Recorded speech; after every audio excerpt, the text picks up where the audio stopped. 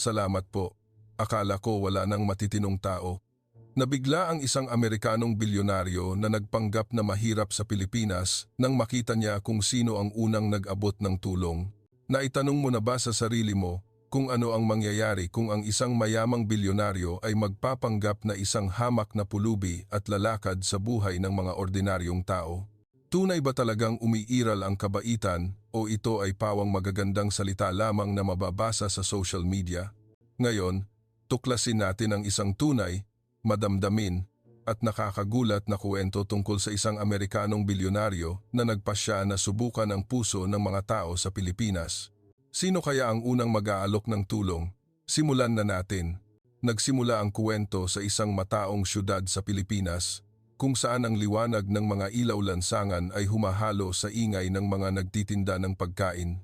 Si Jonathan Reed, isang technology billionaire mula sa Silicon Valley, ay nagdesisyon na magsagawa ng isang mapangahas na eksperimento.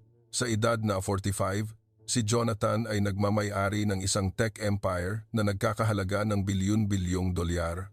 Ngunit palagi siyang nagtatanong kung tunay bang mabait ang mga tao sa isa't isa kapag wala silang inaasahang kapalit. Upang hanapin ang sagot, tinalikuran niya ang marangyang pamumuhay, tinanggal ang kanyang mga mamahaling suit at ang kanyang Rolex watch. Pinalitan niya ito ng isang kupasing damit, isang luma at pudpod na pares ng tsinelas at isang punit-punit na backpack. Walang makakakilala na ang lalaking nakatayo sa labas ng terminal ng bus na may mukhang pagod ay isa sa pinakamayayamang tao sa mundo. Hindi nagkataon lang na pinili ni Jonathan ang Pilipinas. Narinig niya ang tungkol sa pagkamapagpatuloy ng mga Pilipino, ang mga kwento ng kabaitan at pagmamalasakit sa gitna ng kahirapan. Ngunit gusto niyang kumpirmahin ito mismo. Gusto niyang malaman kung, sa kawalan ng katanyagan, pera o kapangyarihan, ituturing ba siyang isang ordinaryong tao o simpleng isang invisible sa mata ng lipunan? Sa isip na iyon, sinimulan ni Jonathan ang kanyang paglalakbay sa Maynila, isang maingay na syudad kung saan ang yaman at kahirapan ay palaging magkatabi. Sa unang araw, naglakad si Jonathan sa kahabaan ng Espanya Boulevard kung saan siksikan ang mga tao. Sinadya niyang pumili ng isang masikip na kanto, umupo sa gilid at naglagay ng isang karton na may sulat kamay. Gutom po, pakiusap, tulungan po. Walang pera, walang cellphone, walang wallet. Si Jonathan ay lubos na umaasa sa kabutihang loob ng mga nagdaraan. Pinagmasdan niya, isinasaulo ang bawat tingin, bawat galaw. May mga tumitingin sa kanya ng may pag-usisa, may mga lumalampas na parang wala siya. Ilang tao ang huminto, ngunit lumakad din palayo. Marahil ay naisip nila na isa lang siyang ordinaryong pulubi na hindi dapat pag-aksayahan ng oras. Lumipas ang oras at ang init ng Maynila ay nagsimulang maging matindi. Naramdaman ni Jonathan ang matinding sikat ng araw sa kanyang balat at ang matinding gutom sa kanyang sikmura.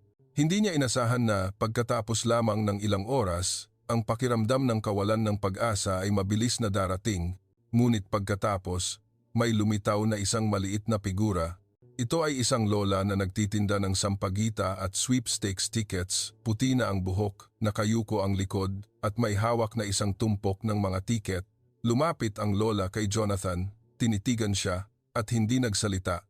Tahimik siyang kumuha sa kanyang lumang bulsa ng isang maliit na pandesal na nakabalot sa papel at inilagay ito sa kanyang kamay. Kumain ka, anak, huwag kang magpapagutom, sabi ng lola. Ang boses ay nanginginig ngunit puno ng init. Nabigla si Jonathan. Hawak niya ang tinapay at naramdaman niya ang pagkataranta sa kanyang lalamunan. Ang babaeng ito ay marahil wala pang kikitain sa buong araw, ngunit handa siyang ibahagi ang kanyang maliit na pagkain sa isang estranghero.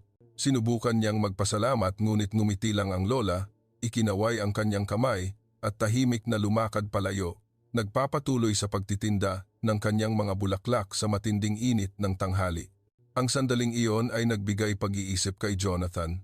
Nakatagpo siya ng daan-daang tao ngayong araw, ngunit tanging ang lola na marahil ay mas mahirap pa kaysa sa kanyang pagpapanggap ang unang huminto at tumulong. Ang kabaitan niya ay hindi nagmula sa pagkalkula, hindi dahil sa katanyagan o benepisyo. Ito ay simple at dalisay, tulad ng isang maliit na apoy na nagliwanag sa gitna ng isang mahabang at nakakapagod na araw. Ngunit hindi nagtapos doon ang kuwento.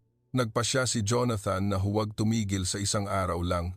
Gusto niyang mag-eksperimento pa upang makita kung ang kabaitan na ito ay isang bihirang sandali lamang o isang bagay na maaari niyang matagpuan saan man sa Pilipinas. Nagpatuloy siya sa kanyang paglalakbay. Lumipat mula Maynila patungo sa isang probinsya sa Laguna. Doon, pumili siya ng isang maliit na palengke kung saan mabilis kumalat ang tsismis. Nagpatuloy si Jonathan sa kanyang pagpapanggap, ngunit sa pagkakataong ito, hindi lang siya nagpalimos, nagpasya siyang subukan na magtrabaho upang makita kung ang isang tao na walang dala ay tatanggapin. Sa palengke, nagtanong si Jonathan kung maaari siyang tumulong sa isang tindahan ng gulay. Ang may-ari ng stall, isang babaeng nasa katanghaliang gulang na nagngangalang Ate Lisa, ay tumingin sa kanya ng may pag-aalinlangan. "Marunong ka bang gumawa? Mukhang mahina ka, kakayanin mo ba?" tanong ni Ate Lisa. Ang kanyang boses ay may halong pag-usisa at pag-iingat. Ngumiti si Jonathan, sinubukan niyang maging tapat. "Hayaan niyo po akong subukan, ate. Hindi po ako hihingi ng pera, isang kain lang po ang hinihingi ko."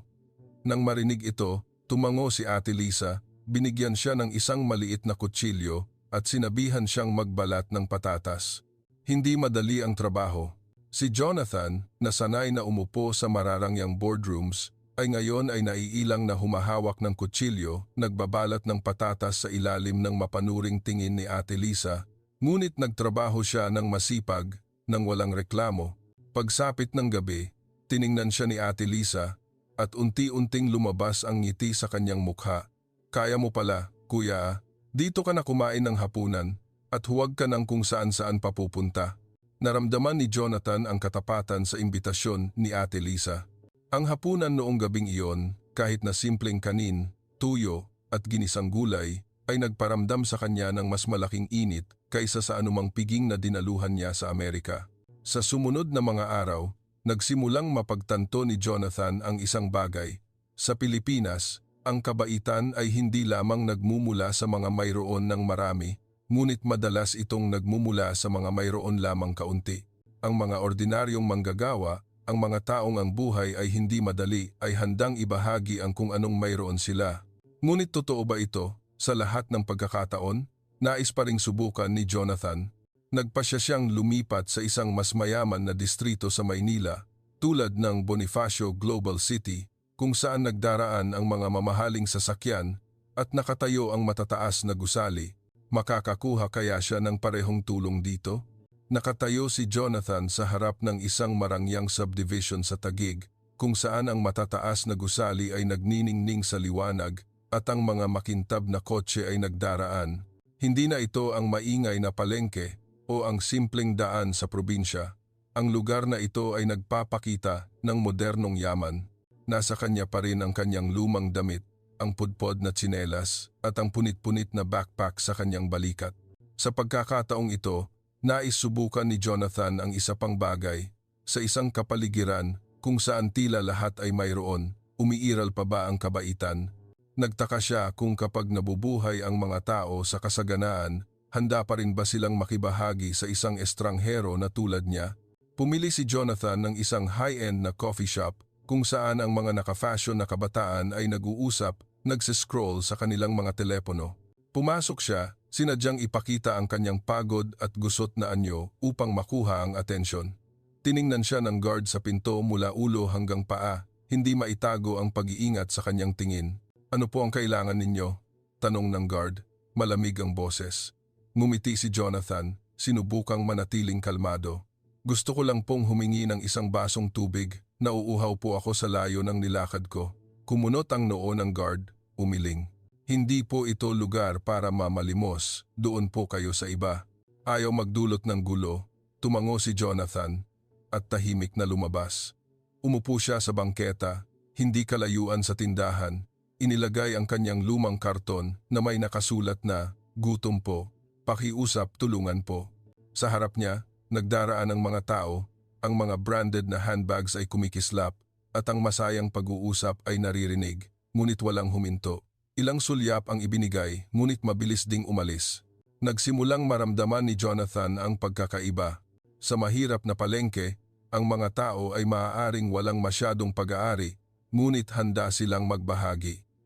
Dito, kung saan tila sagana ang lahat, ang kawalang interes naman ang namamayani.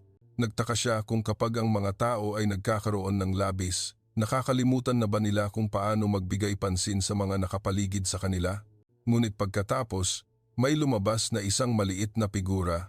Isang batang babae, mga 10 taong gulang, nakasuot ng uniforme, may hawak na kanyang lunchbox, ang lumapit kay Jonathan. Tiningnan siya ng bata, ang kanyang malalaking mata ay nagpapakita ng pag-usisa. "Kuya, gutom po ba kayo?" tanong ng bata, matinis ang boses. Bahagyang nabigla si Jonathan, tumango. "Oo, gutom ako, pero ayoko nang makaistorbo sa'yo." Umiling ang bata, binuksan ang kanyang lunchbox, kinuha ang isang piraso ng mainit na itlog na maalat na nakabalot sa tissue paper at ibinigay sa kanya.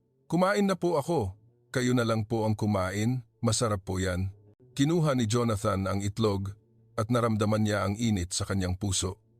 Tiningnan niya ang bata, sinubukan niyang magtanong pa, "Bakit mo binibigyan si kuya? Hindi ka ba natatakot na masamang tao si kuya?" Ngumiti ang bata na nagpapakita ng kanyang sungki. "Sabi po ni mama, ang pagtulong sa iba ay pagtulong sa sarili. Nakikita ko pong malungkot kayo, kaya gusto ko pong sumaya kayo." Pagkatapos, kumaway ang bata at tumakbo patungo sa kanyang ina na naghihintay sa kanto. Tiningnan ni Jonathan ang bata at naramdaman niya ang pagkataranta muli. Sa isa pang pagkakataon, ang kabaitan ay nagmula sa lugar na hindi niya inaasahan. Isang bata na may dalisay na puso. Ngunit hindi huminto doon ang eksperimento ni Jonathan. Nagpasya siyang baguhin ang kanyang estratehiya. Sa halip na humingi lamang ng tulong, sinubukan niyang magtrabaho upang makita kung ang isang tao na tulad niya sa ganyang kalagayan ng kahirapan ay tatanggapin. Naghanap siya ng isang construction site malapit kung saan ang mga manggagawa ay nagmamadali sa ilalim ng init ng araw. Lumapit si Jonathan sa foreman, isang lalaking nasa katanghaliang gulang na may seryosong mukha. "Kuya, pwede po bang maging laborer? Kahit isang araw lang po. Hindi po ako hihingi ng pera, pagkain lang po ang hihingin ko." Tiningnan siya ng foreman, mapanuri ang tingin. "Hindi ka mukhang manggagawa, sigurado ka bang kaya mo?" "Sobrang hirap ng trabaho dito, kuya." Tumango si Jonathan, sinubukang magpakita ng kumpiyansa. "Hayaan niyo po akong subukan, hindi po ako takot sa hirap." Ang foreman, marahil ay dahil sa kakulangan ng tao, ay pumayag. Binigyan niya si Jonathan ng isang lumang pares ng guwantes at tinuruan siya kung paano magbuhat ng semento. Ang trabaho ay mas mahirap kaysa sa inaakala ni Jonathan. Ang mabibigat na sako ng semento ay nagdulot ng sakit sa kanyang balikat at ang pawis ay umaagos sa kanyang noo. Ngunit hindi siya sumuko. Nagtrabaho siya ng masipag. Sinubukang makasabay sa ritmo ng ibang mga construction workers. Pagsapit ng tanghalian, isang manggagawa na nagngangalang Kuya Nestor, maitim ang balat at may magiliw na ngiti ang pumalo sa balikat ni Jonathan. "Bago ka ah, magaling ka. Halika, kumain ka sa amin." Ang tanghalian ay simpleng rice meal lamang na may adobo at ginisang kangkong, ngunit naramdaman ni Jonathan ang katapatan. Ibinahagi ni Kuya Nestor ang kanyang kuwento tungkol sa kanyang pag-iwan sa probinsya para magtrabaho sa Maynila upang mapag-aral ang kanyang 3 anak sa kolehiyo. "Mahirap ang buhay namin, pero hindi ko hahayaang maghirap ang mga anak ko," sabi ni Kuya Nestor, puno ng pagmamalaki ang boses. Nakikinig si Jonathan at humanga ng lihim. Ang mga taong ito, kahit na ang buhay ay hindi madali, ay nanatiling optimistiko at handang makibahagi sa isang estranghero na tulad niya. Noong araw na iyon, hindi lang pagkain ang natanggap ni Jonathan, kundi inanyayahan din siyang matulog sa barong-barong ng grupo ng mga manggagawa. Binigyan nila siya ng isang lumang banig, isang maliit na sulok sa masikip na kwarto. Nakahiga sa manipis na banig, naririnig ang ingay ng lumang bentilador, hindi makatulog si Jonathan. Nag-isip siya tungkol sa kanyang mga naranasan. Mula sa lola na nagtitinda ng sampagita, sa batang estudyante, hanggang sa mga construction workers, lahat sila ay nagpakita sa kanya ng isang bagay. Ang kabaitan ay hindi nakasalalay sa pera o katayuan. Ngunit nagtaka pa rin siya kung sa ibang lugar, sa iba't ibang kalagayan, makakahanap pa kaya siya ng mga taong tulad nito? Nagpasya si Jonathan na magpatuloy sa kanyang paglalakbay. Umalis siya sa mayaman na distrito, lumipat sa isang suburb area kung saan mas mabagal ang buhay ngunit puno pa rin ng hirap. Dito, nais niyang subukan ang isang bagong bagay, hindi lang tumanggap ng tulong kundi maghanap din ng paraan upang tulungan ang mga taong tumulong sa kanya. Pumunta siya sa isang maliit na karinderya kung saan ang may-ari, isang babae na nagngangalang Aling Maria, ay abala sa pagseserbisyo sa mga customer. Humingi si Jonathan ng trabaho, maghugas ng pinggan at maglinis ng mesa kapalit lamang ng isang pagkain. Si Aling Maria, kahit na nag-alinlangan noong una, ay pumayag din. Ayusin mo ang trabaho at pakakainin kita. Kung hindi, bahala ka sa sarili mo, sabi niya, kalahating biro, kalahating totoo. Nagtrabaho si Jonathan ng masipag, kahit na ang kanyang mga kamay ay hindi sanay sa paghuhugas ng pinggan sa maruming tubig na may sabon. Sa pagtatapos ng araw, ngumiti si Aling Maria. Kaya mo pala kuya ah? Hindi ka mukhang pulubi, pero hindi ka rin mukhang manggagawa. Pero sige, magaling ka. Hindi lang kita bibigyan ng pagkain, pero balutin ko pa ng isa para sayo. Bumalik ka bukas, may trabaho pa ako para sayo, sabi niya, taos puso ang tingin. Tumango si Jonathan, nakaramdam ng kagalakan na hindi mailarawan. Napagtanto niya na kapag nagbibigay siya ng katapatan, ang iba ay sumasagot din ng katapatan. Nakatayo si Jonathan sa harap ng isang maliit na eskinita sa labas ng Maynila kung saan siksikan ang mga barong-barong. Ang mga kalawangin na yero, tin roofs, ay umaingay tuwing umiihip ang hangin. Pagkatapos ng ilang araw ng karanasan sa mahirap na palengke, sa mayaman na distrito, at sa construction site, nagsimula siyang maramdaman ang iba't ibang ritmo ng buhay sa Pilipinas. Ngunit gusto pa rin niyang mas lumalim upang mas maunawaan ang puso ng mga ordinaryong tao. Sa pagkakataong ito, nagpasya siyang subukan ang isang bagong approach. Hindi lang tumanggap ng tulong, kundi maghanap din ng paraan upang maibalik ang kabaitan na natanggap niya. Nagtaka siya kung ang isang tao na nagpapanggap na mahirap tulad niya ay makakagawa ng pagkakaiba, kahit na maliit, para sa mga nakapaligid sa kanya. Ang eskinita na ito ay tahanan ng mga migrant workers at mga pamilya na nagpupumilit na mabuhay araw-araw. Pumili si Jonathan ng isang maliit na sari-sari store sa simula ng eskinita, kung saan ang may-ari, si Aling Nena, ay nakaupo, nagpapaypay sa tabi ng isang lumang plastic na mesa. Lumapit siya, nasa kanya pa rin ang punit-punit na damit at ang kupas na backpack. Ate, pakiusap, bigyan niyo po ako ng isang basong tubig. Nauuhaw po ako sa layo ng nilakad ko, sabi niya, mahinahon ang boses. Tiningnan siya ni Aling Nena, walang pag-aalinlangan ang tingin. Upo ka, kuya, sige, hindi magkukulang sa tubig dito, sabi niya habang nagbuhos ng isang baso ng malamig na tubig at itinulak ito sa kanya. Mukhang gutom ka, kuya. Gusto mo bang kumain? May bibingka ako, gusto mo? Bahagyang nabigla si Jonathan sa kabaitan ni Aling Nena. Kinuha niya ang tubig, nagpasalamat at tumanggi sa bibingka. Mabait po kayo ate, pero ayoko pong tumanggap nang wala akong ginagawa. Pwede po ba akong tumulong? Magwalis ng bakuran, maghugas ng baso kahit ano po ate. Tumawa ng malakas si Aling Nena. Naku, kuya, kakaiba ka. Sige na. Medyo magulo ang bakuran, walisan mo na lang at bibigyan kita ng 2 bibingka. Tumango si Jonathan, kinuha ang lumang walis at nagsimulang maglinis. Simple ang trabaho, ngunit ginawa niya ito ng may lubos na pag-iingat na parang ito ang pinakamahalagang trabaho sa kanyang buhay. Habang nagwawalis, napansin ni Jonathan ang isang grupo ng mga bata sa eskinita, marumi ang damit, na naglalaro ng isang flat na bola. Tumatawa sila ng masaya, ngunit napansin niya ang kanilang mga paa wala silang tsinelas sa magaspang na lupa. Isang ideya ang biglang pumasok sa isip ni Jonathan. Gusto niyang gumawa ng isang bagay para sa mga batang ito, ngunit kailangan niyang maging maingat upang hindi sirain ang kanyang pagpapanggap. Matapos magwalis, umupo siya at nakipag-usap kay Aling Nena. Ate, ang mga bata po ba dito sa eskinita? Nag-aaral po ba sila? Tanong niya, sinubukang maging mausisa. Bumuntong hininga si Aling Nena. Ikinuwento niya na maraming bata sa eskinita ang hindi nakakapag-aral ng maayos dahil masyadong mahirap ang kanilang mga pamilya. Gusto nilang mag-aral kuya, pero hindi sapat ang kinikita ng mga magulang nila para sa pagkain, paano pa kaya ang pambili ng libro? Sabi niya. Lumamig ang boses.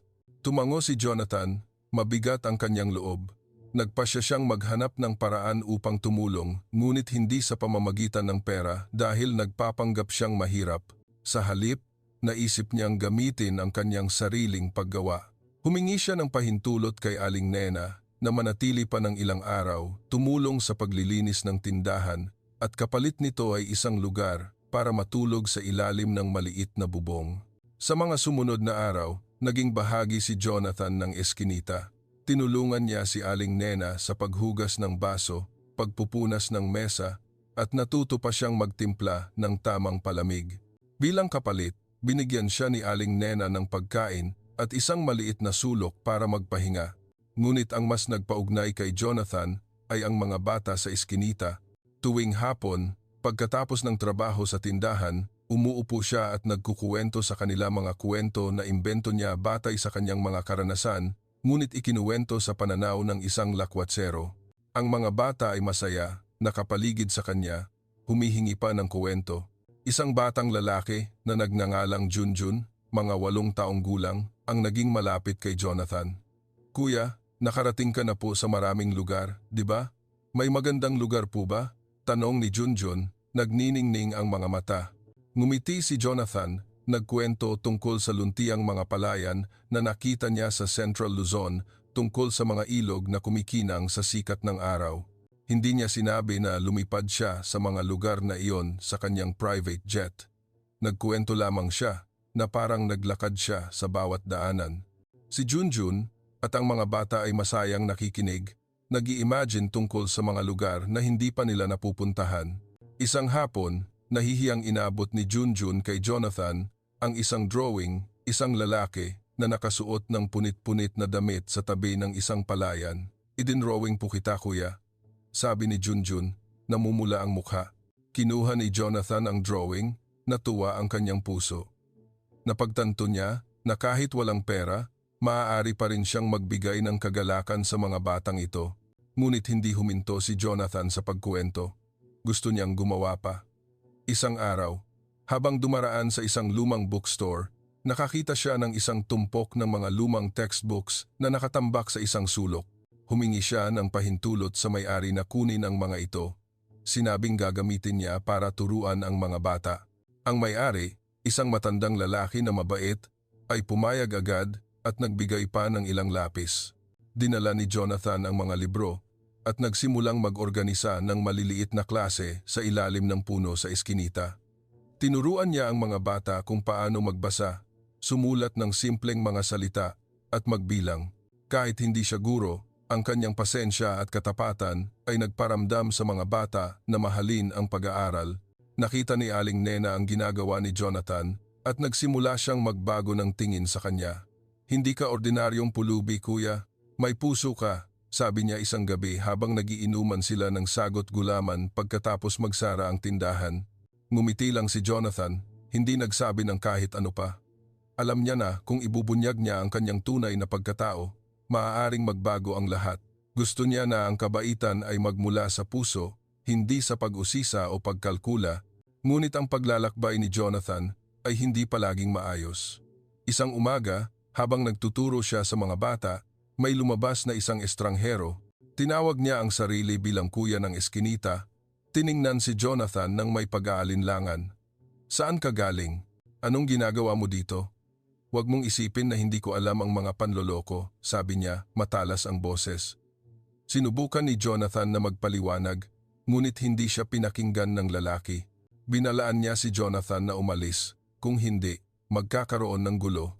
Kinailangan ni Aling Nena na mamagitan, ipinagtanggol si Jonathan, ngunit ang kapaligiran sa eskinita ay nagsimulang maging tensyonado. Alam ni Jonathan na hindi siya maaaring manatili roon ng matagal. Nagpasya siyang umalis, ngunit hindi bago niya nagawa ang huling bagay para sa mga bata at kay Aling Nena.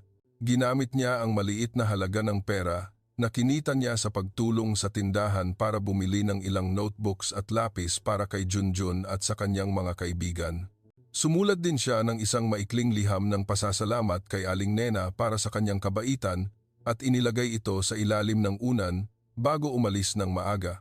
Tahimik na umalis si Jonathan sa maliit na eskinita ng maaga habang ang bukang liwayway ay nagsisimulang sumikat sa mga yero. Ang backpack ay nasa kanyang balikat pa rin. Lumakad siya ng may halo-halong damdamin, mainit dahil sa mga araw na nabuhay siya sa gitna ng kabaitan ng mga Pilipino at mabigat dahil sa pag-aalinlangan mula sa lalaki. Naiintindihan niya na sa isang maliit na komunidad, ang pagdating ng isang estranghero tulad niya ay maaaring magdulot ng pag-aalala, ngunit hindi ito nagpahina ng kanyang loob. Sa halip, mas lalo itong nagpatatag ng kanyang desisyon na ipagpatuloy ang kanyang paglalakbay upang tuklasin ang iba pang piraso ng pagpapakatao sa bansang ito. Sa pagkakataong ito, pumili si Jonathan ng isang ganap na naiibang destinasyon, isang maliit na nayon ng mangingisda sa Batangas. Nais niyang subukan na mabuhay sa isang kapaligiran kung saan ang buhay ay nakakabit sa kalikasan, kung saan ang mga tao ay kailangang makipaglaban sa mga alon upang mabuhay. Nang dumating siya, nakita niya ang mga kahoy na bangka na naglalayag sa tubig. Ang mga mangingisda ay abala sa pag-aayos ng kanilang mga lambat nagbibilad ng isda sa ilalim ng araw. Si Jonathan, sa kanyang kalagayan ng kahirapan, ay lumapit sa isang pantalan kung saan naghahanda ang isang grupo ng mangingisda na pumalaot. Nag-alinlangan siyang nagtanong, "Kuya, pwede po ba akong tumulong? Hindi po ako hihingi ng pera, pagkain lang po ang hinihingi ko." Ang lalaking pinakamalapit, si Mang Cardo, ay tiningnan si Jonathan mula ulo hanggang paa. Si Mang Cardo ay may mukhang matigas, balat na sinunog ng araw, ngunit ang kanyang mga mata ay nagpapakita ng pagiging bukas. "Ano ang alam mo tungkol sa dagat, kuya? Hindi madali ang trabaho sa bangka, ah?" sabi niya. Jonathan ay naging tapat. "Wala pa po akong karanasan sa dagat, pero mabilis po akong matuto. Hayaan niyo po akong subukan, Mang." Tumawa ng malakas si Mang Cardo, pumalo sa balikat ni Jonathan. "Sige na, sumakay ka sa bangka, pero sinasabi ko sa'yo, kung pagod ka, magpahinga, huwag mo akong pababagalin." Sumampa si Jonathan sa maliit na kahoy na bangka, naramdaman ang amoy ng alat ng dagat at ang tunog ng alon na humahampas sa gilid ng bangka. Ang kanyang trabaho ay tumulong sa paghila ng lambat, isang gawain na nangangailangan ng lakas at synchronicity. Noong una, naiilang siya. Nalaglag pa niya ang isang rolyo ng lubid sa tubig na nagpatawa sa mga mangingisda. "Ito sigurong kuya galing sa Maynila. Tingnan mo ang mga kamay, ang puti, parang babae." Biro ng isa. Ngunit hindi nahiya si Jonathan. Tumawa siya, sinubukang matuto ng bawat galaw.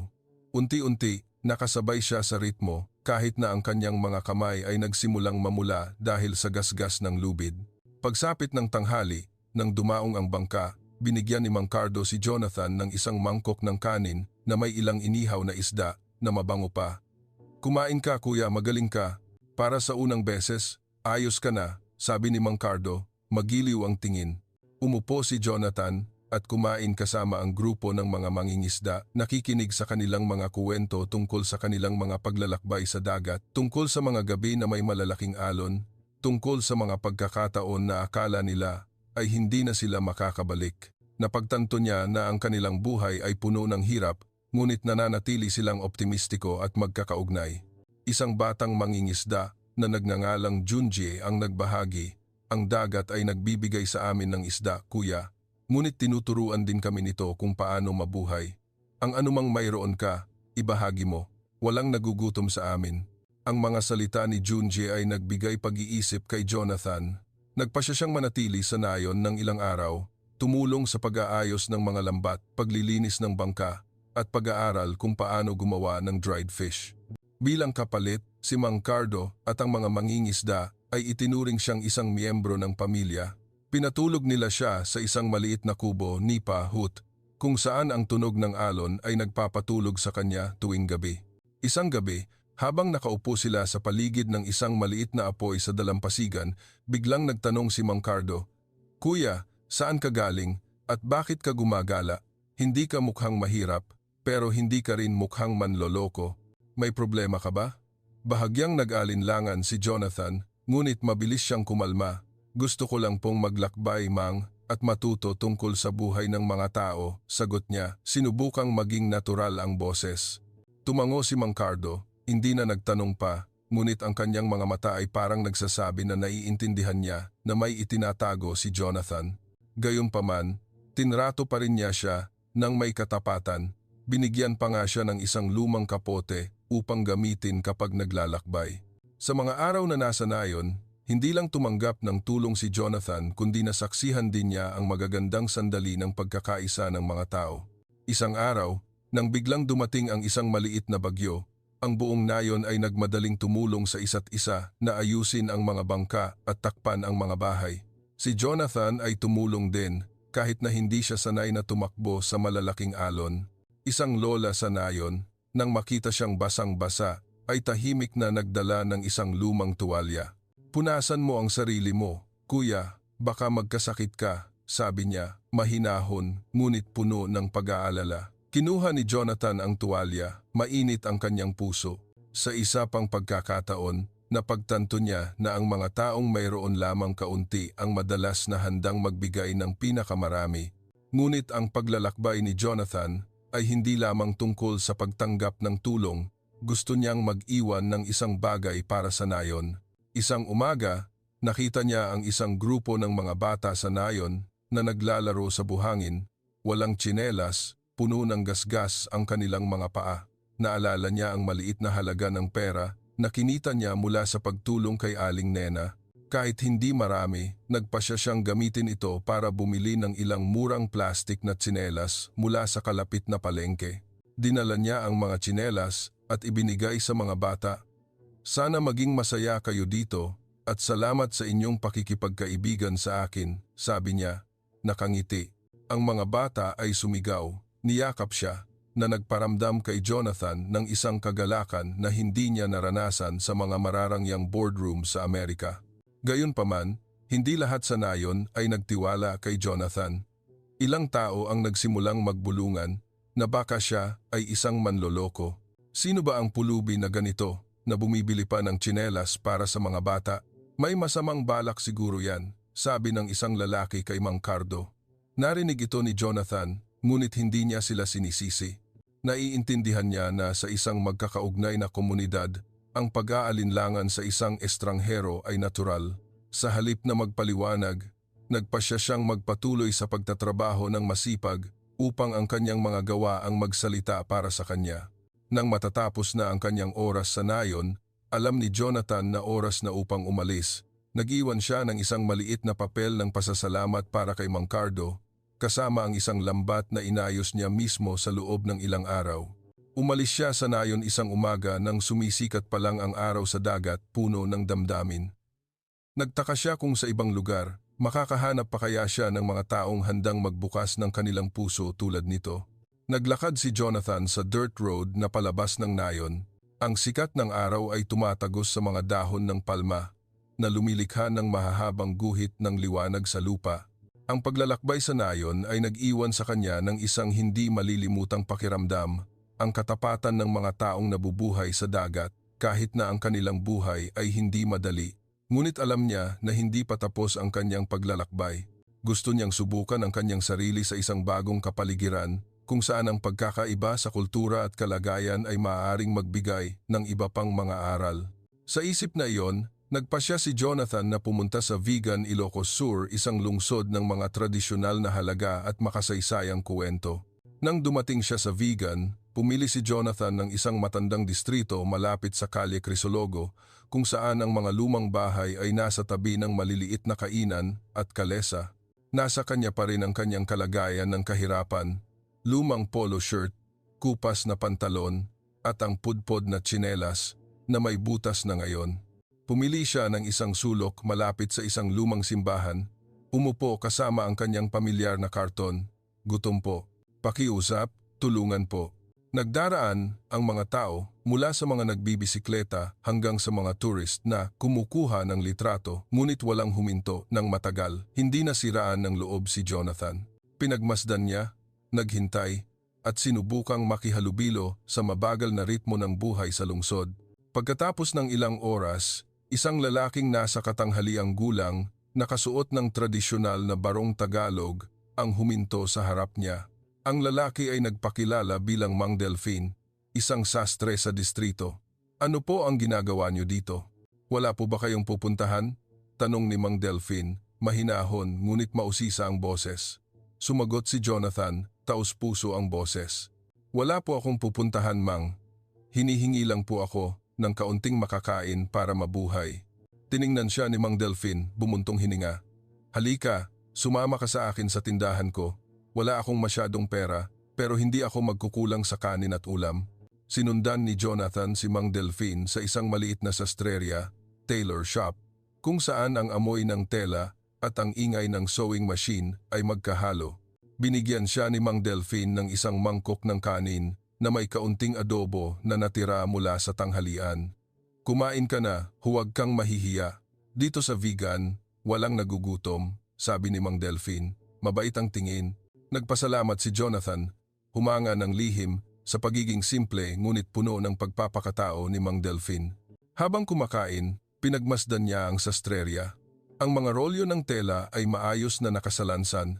Ang mga barong Tagalog ay kalahati ng natahi at isang larawan ng pamilya ang nakasabit sa dingding.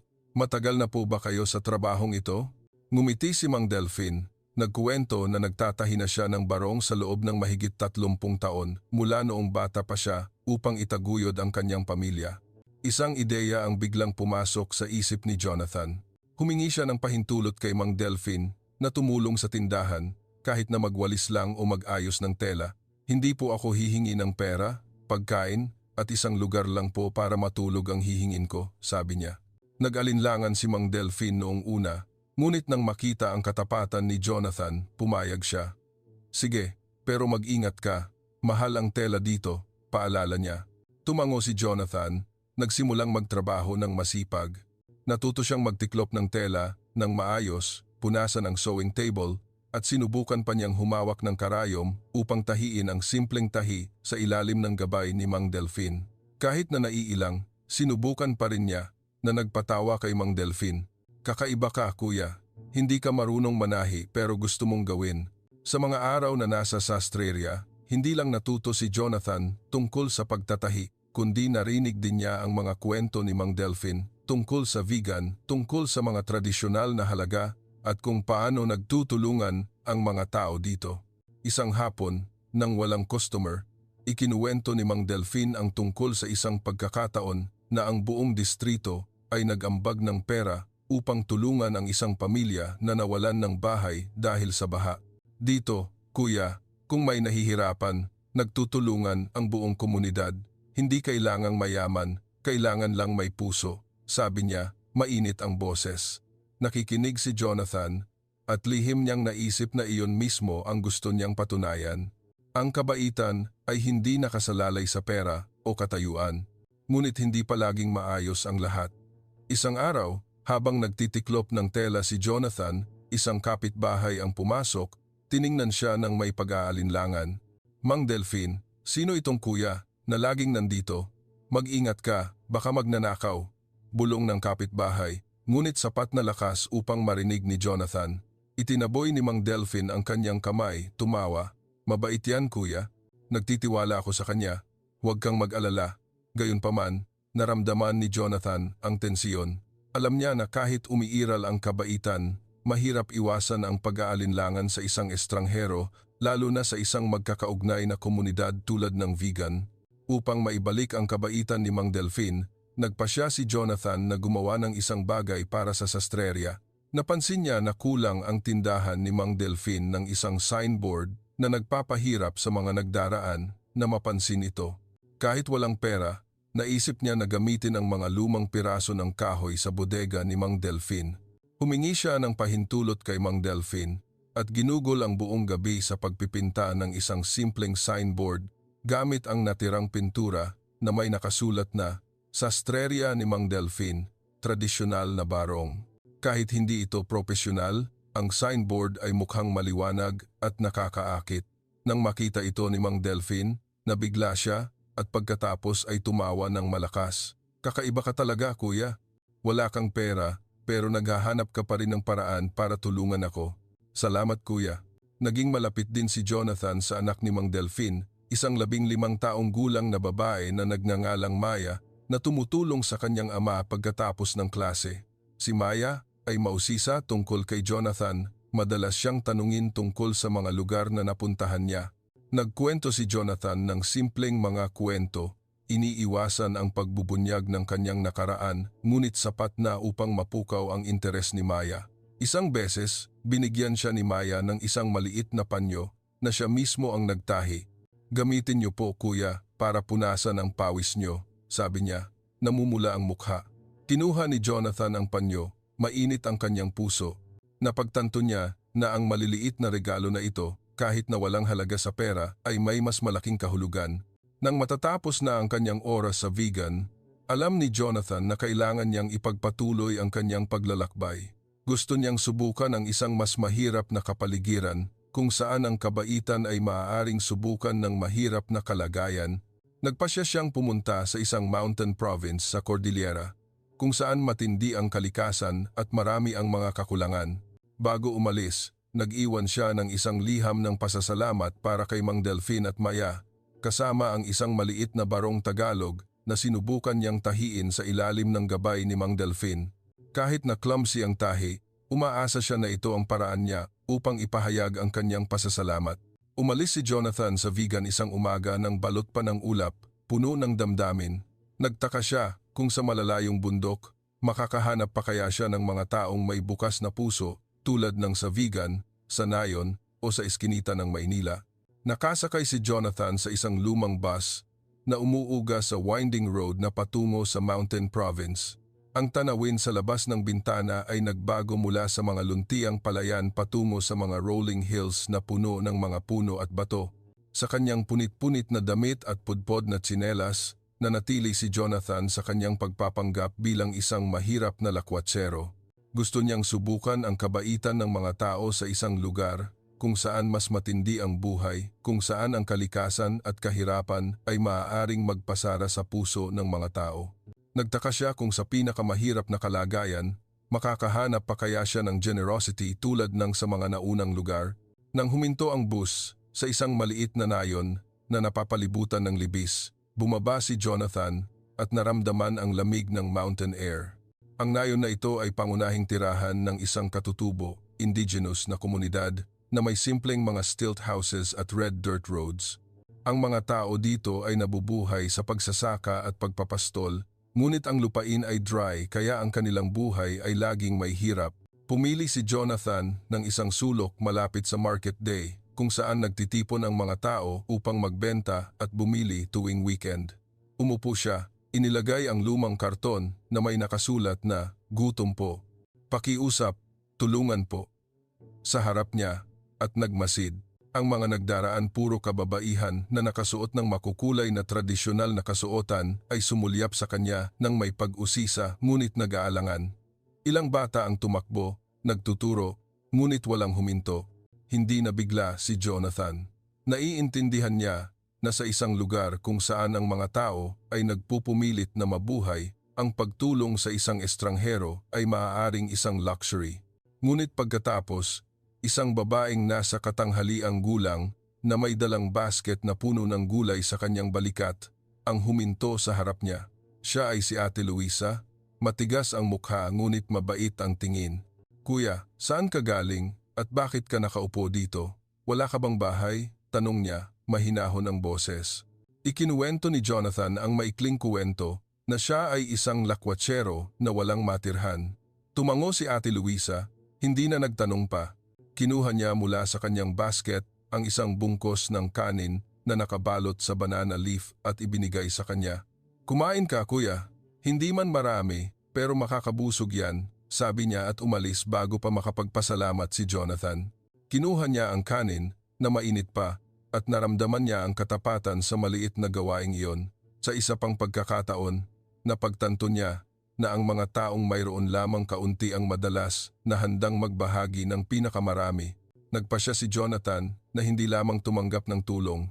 Humingi siya ng pahintulot kay Ate Luisa na tumulong sa anumang trabaho sa nayon kahit na maliit lang.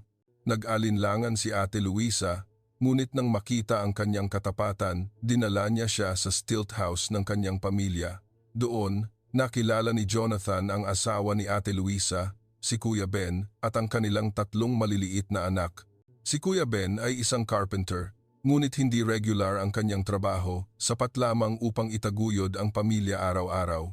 Humiling si Jonathan na tulungan si Kuya Ben na ayusin ang bamboo fence sa paligid ng bahay kapalit ng hapunan. Tumawa ng malakas si Kuya Ben. "Kakaiba ka, Kuya. Hindi ka mukhang sanay sa mabigat na trabaho, pero gusto mong tumulong. Sige, subukan mo. Ang trabaho sa fence ay hindi madali." Ang pag-aayos ng fence ay hindi madali para kay Jonathan. Ang mga kamay na sanay sa pagtatype sa office ay ngayon ay kailangang humawak ng machete upang pumutol ng bambu at magtali ng lubid. Lumabas ang maliliit na gasgas sa kanyang kamay, ngunit hindi siya nagreklamo. Nagtrabaho siya kasama si Kuya Ben, nakikinig sa kanyang kuwento tungkol sa buhay sa nayon. "Mahirap ang buhay dito, Kuya, pero nagtutulungan kami. Walang nag-iiwan sa isa't isa," sabi ni Kuya Ben, puno ng pagmamalaki ang boses. Tumango si Jonathan, naramdaman ang solidarity sa kwento niya. Sa sumunod na mga araw, si Jonathan ay naging bahagi ng nayon. Tinulungan niya si Ate Luisa sa pag-iigib ng tubig mula sa sapa, tinulungan si Kuya Ben sa pagpuputol ng kahoy at nakipaglaro sa mga bata sa kanyang libreng oras. Nagkuwento siya sa kanila ng mga kuwento tungkol sa mga imaginary trips sa mga bundok at ilog na nakita niya. Ang mga bata ay masaya, nakapaligid sa kanya, humihingi pa ng kuwento. Isang batang babae na nagngangalang Mila, ang bunso ni Ate Luisa, ang naging malapit kay Jonathan. Isang beses, binigyan siya ng bata ng isang bracelet na gawa sa damo. "Kuya, isuot mo yan para swertehin ka," sabi niya. Isinuot ni Jonathan ang bracelet. Mainit ang kanyang puso. Napagtanto niya na ang maliliit na regalong ito ay may mas malaking halaga kaysa sa anumang luxury item na pag-aari niya. Ngunit hindi lahat sa nayon ay tinanggap si Jonathan.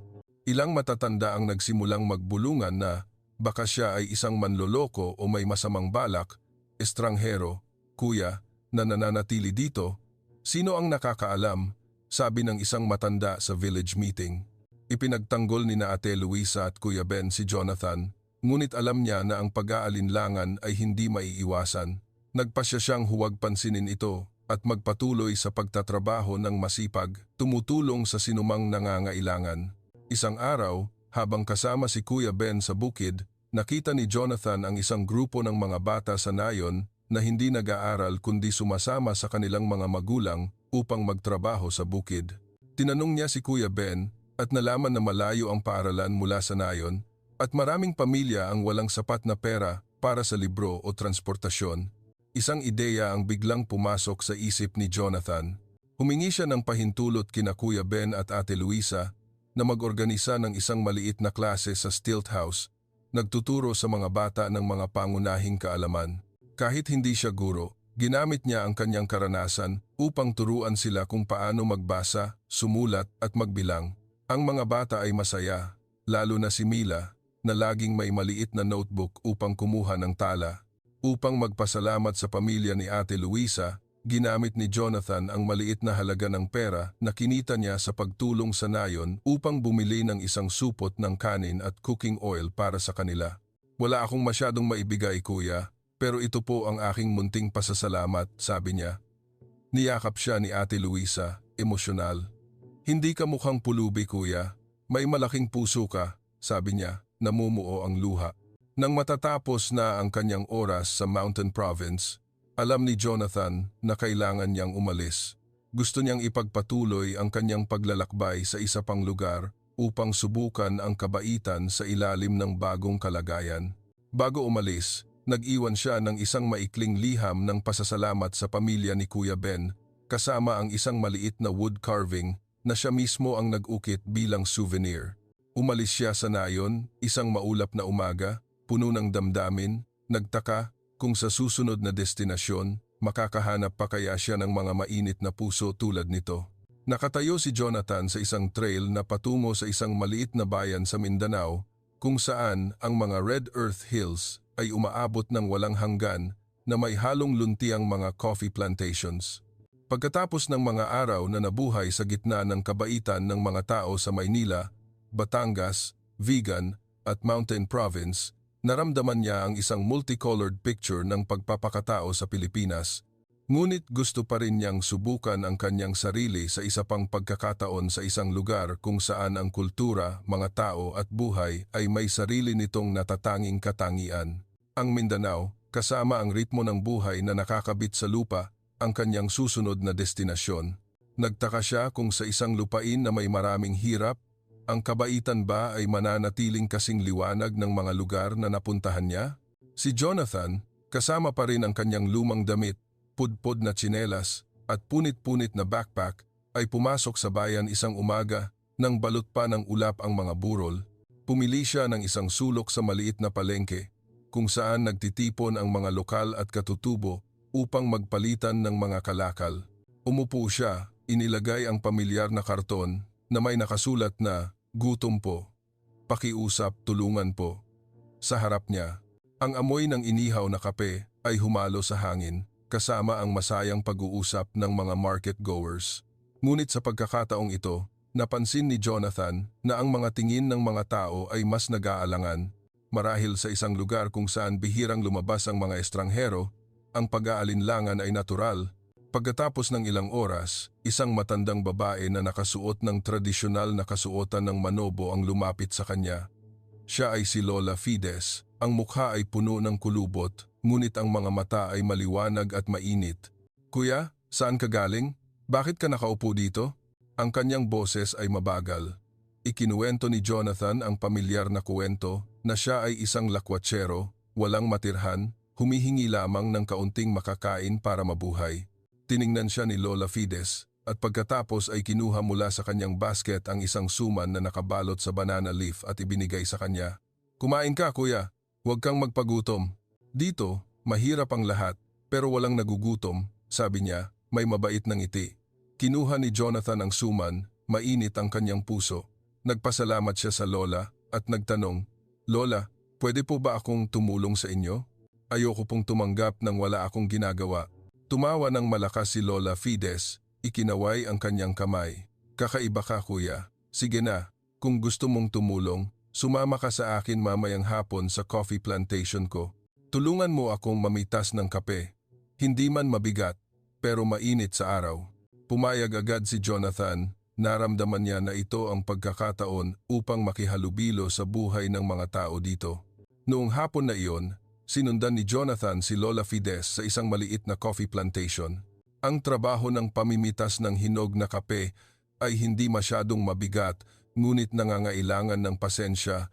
Yumuko siya sa ilalim ng mga puno ng kape. Ang kanyang mga kamay ay mabilis na pumipili ng mga pulang bunga habang ang pawis ay umaagos sa kanyang noo.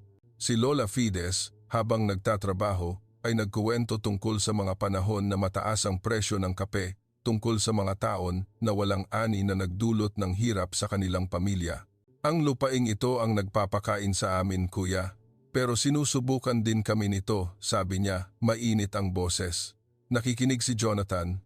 Naramdaman niya ang malalim na koneksyon ng mga tao sa Mindanao sa kanilang lupain. Sa sumunod na mga araw, si Jonathan ay naging bahagi ng pamilya ni Lola Fides. Natulog siya sa isang sulok ng kanilang stilt house, kumain ng simpleng pagkain na may chili at gulay mula sa bukid. Tinulungan niya si Lola Fides sa pamimitas ng kape, pag-aayos ng fence, at natuto pa siyang maghabi ng rattan basket mula sa isang kapitbahay. Bilang kapalit, si Lola Fides at ang kanyang pamilya ay itinuring siyang parang isang kamag-anak. Isang gabi, habang nagtitipon sila sa paligid ng apoy, ang anak ni Lola Fides, si Kuya Danny, ay nagtanong kay Jonathan, "Kuya, marami ka nang napuntahan, may nakita ka bang lugar na kasing ganda ng Mindanao?" Ngumiti si Jonathan, nagkuwento tungkol sa mga burol na nakita niya sa kanyang imaginary trips, ngunit idiniin niya na ang Mindanao ay maganda hindi lamang dahil sa kalikasan, kundi dahil sa puso ng mga tao. Napansin din ni Jonathan na ang mga bata sa community ay madalas na naglalaro, ngunit marami sa kanila ang hindi nakakapag-aral ng maayos dahil malayo ang paaralan at walang sapat na pera ang pamilya. Isang ideya ang biglang pumasok sa isip niya na mag-organisa ng isang maliit na klase tulad ng sa Mountain Province. Humingi siya ng pahintulot kay Lola Fides na gamitin ang isang sulok ng stilt house, gumamit ng ilang lumang wooden planks at chalk na nakita niya sa palengke. Tinuruan niya ang mga bata kung paano magbasa, sumulat ng simpleng mga salita at nagkuwento sa kanila tungkol sa mundo sa labas. Ang mga bata ay masaya, lalo na ang isang batang lalaki na nagngangalang Yu na laging may sirang lapis upang kumuha ng tala. Isang beses, binigyan si Jonathan ni Yu ng isang drawing isang puno ng kape. "Kuya, itago mo yan para maalala mo ang community namin," sabi ng bata, nagniningning ang mga mata. Ngunit hindi lahat sa community ay nagtiwala kay Jonathan. Ilang lalaki ang nagsimulang magbulungan na baka siya ay isang manloloko o may masamang balak. "Estranghero, kuya, na nananatili dito at nagtuturo pa sa mga bata? Sino ang nakakaalam?" sabi ng isang lalaki sa community meeting. Ipinagtanggol ni Lola Fides si Jonathan, sinabi na nagtitiwala siya na mabait siya. Gayunpaman, alam ni Jonathan na mahirap iwasan ang pag-aalinlangan, lalo na sa isang closed community na tulad nito. Upang maibalik ang kabaitan ni Lola Fides, nagpasya si Jonathan na gumawa ng isang bagay bago umalis. Ginamit niya ang maliit na halaga ng pera na kinita niya sa pamimitas ng kape upang bumili ng ilang lumang libro at notebooks mula sa palengke para sa mga bata. Tinulungan din niya si Kuya Danny na ayusin ang isang lumang bisikleta upang madaling makarating sa paaralan si Yu at ang kanyang mga kaibigan.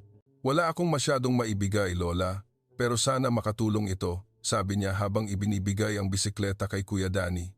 Niyakap siya ni Lola Fides, emosyonal. "Hindi ka mukhang pulubi, Kuya. Mayroon kang malalim na pag-ibig sa kapwa," sabi niya, maluha-luha ang boses.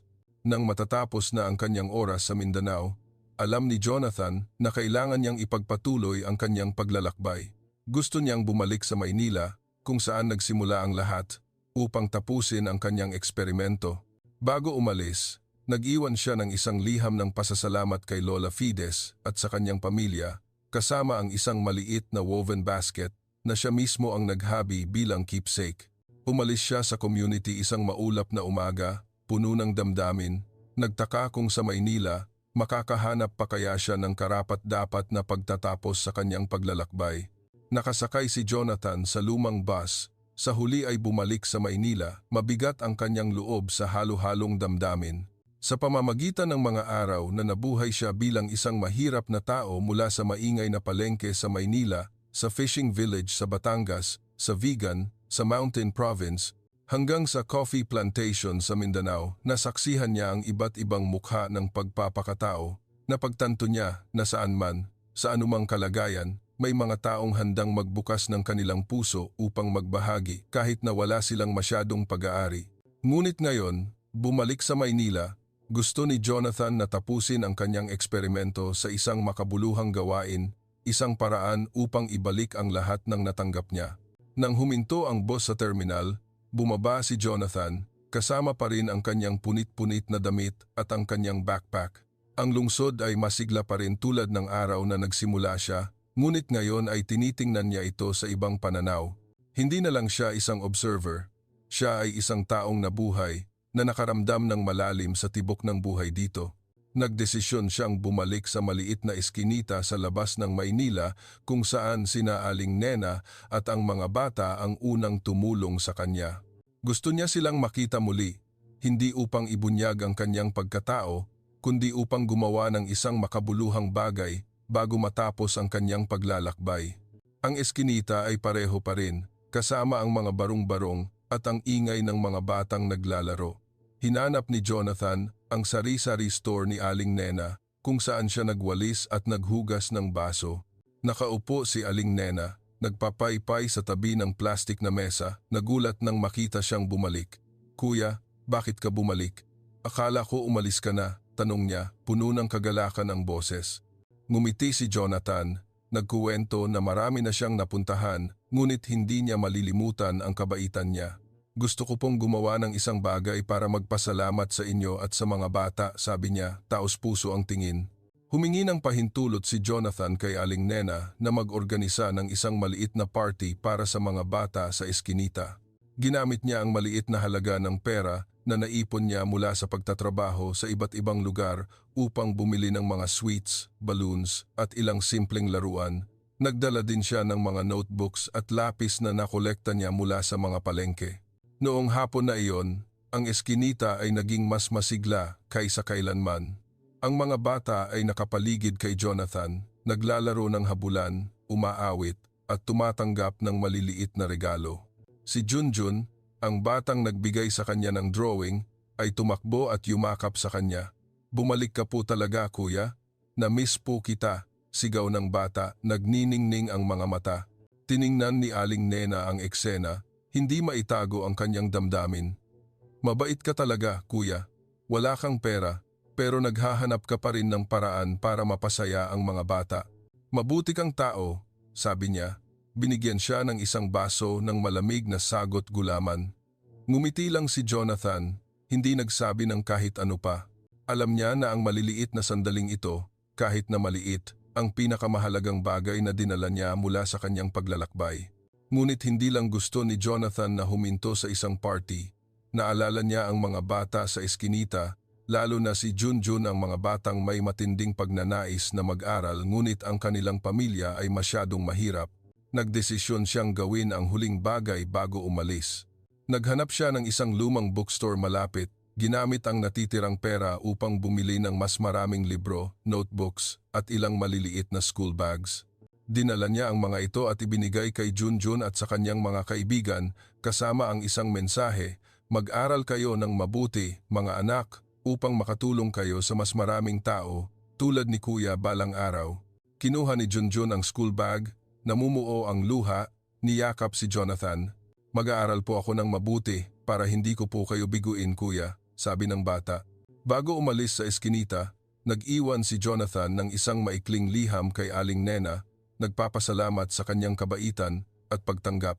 Hindi niya ibinunyag ang kanyang tunay na pagkatao, ngunit sumulat siya na palagi niyang dadalhin ang mga alaala dito sa kanyang puso.